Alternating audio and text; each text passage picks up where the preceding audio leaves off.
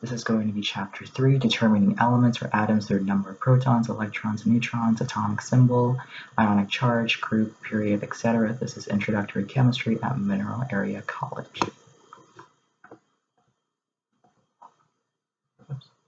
So this is going to be the table that we're working with today. Please feel free to screenshot to work on this table on your own and then refer back to this video.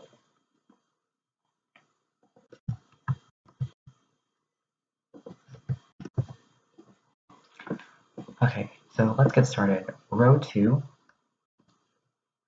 tells us that it's going to have 13 protons. The number of protons and the atomic number are the same.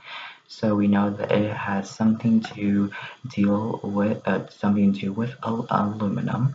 We know that it has a +3 charge, so it's a cation.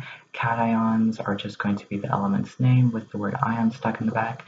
So it's going to be aluminum ion.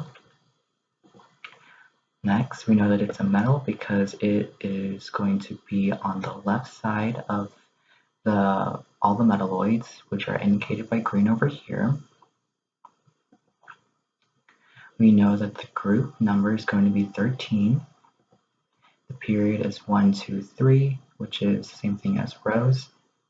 The atomic number is going to be 13 as well because that's the number of protons. The mass number is calculated by the number of protons plus the number of neutrons, which is 13 plus 14 is 27.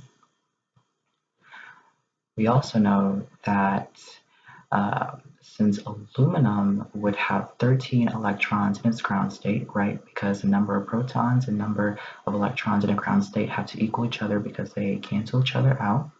But since it's the +3 charge, it's in its ionic state. So 13 minus 3 is going to be 10 because it lost those 3 electrons, so then it's 3 more positive, okay? Next, we're going to piece everything together.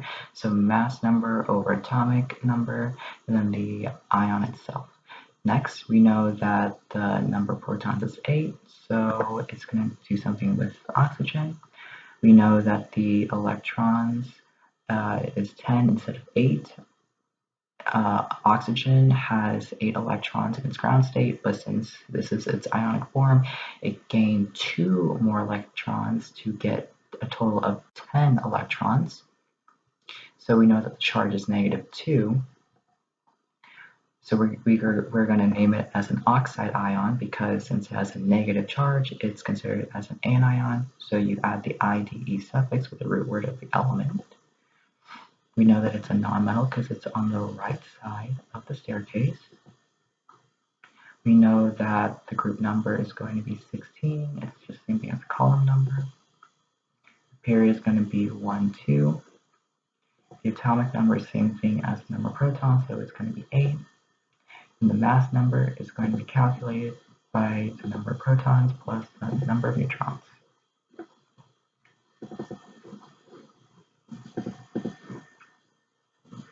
Next, we're given, and we have to piece everything together. So mass number on top, atomic number on the bottom, and then the ion itself. So onto row 4, we're given that the element is going to be Na, so that's the same thing as sodium. It has a +1 charge, so since it has a positive charge, it's considered as a cation. So to name cations, it's just going to be the element's name with the word ion stuck at the end. So it's going to be sodium ion.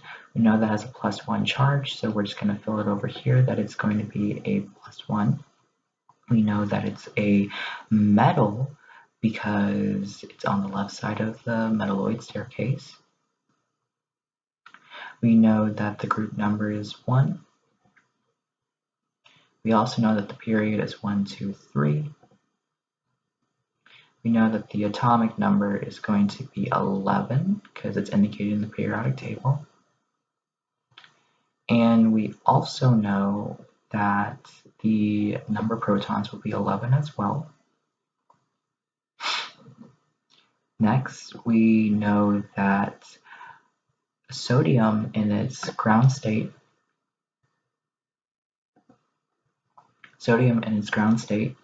will have 11 electrons total. Oops, sorry. Sodium in its ground state will have 11 electrons total, right? Because it has 11 protons. So in its ground state, the number of protons and electrons equal each other because they cancel each other out. There's no charge in a ground state. And since it's a +1 charge, it's going to lose that electron. Okay, so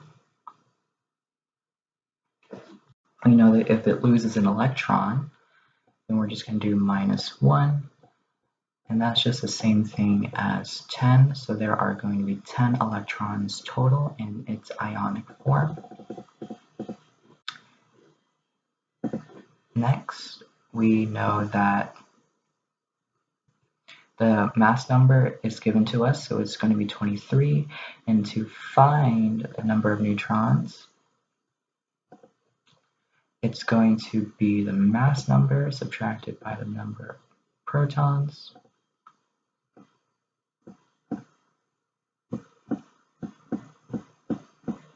Which is going to equal 12. Okay. So over here we know that the group number is going to be 15. Okay, and the period is 1, 2, so 1, 2, so it's going to be something to do with nitrogen. We know that the charge is a -3 indicated here, so it's going to be an anion. So you would do the IDE suffix with the root word of the element, so it's going to be a nitride ion. Next, we know that it's a nonmetal because it's on the right side of the staircase. We know that the atomic number is going to be 7 because that's indicated by the periodic table. The number of neutrons is going to be 7 as well because the number of protons, oops, that was out of order, but the number of protons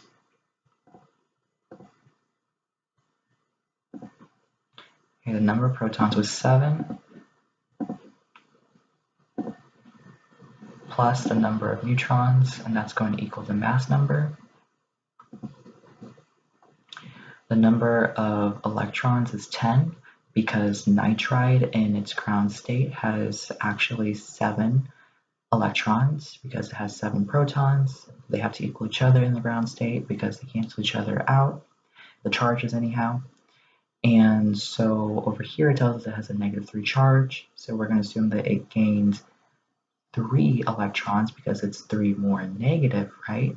And so now it's just going to be 7 plus 3, which is going to be 10 electrons total. And thank you for watching.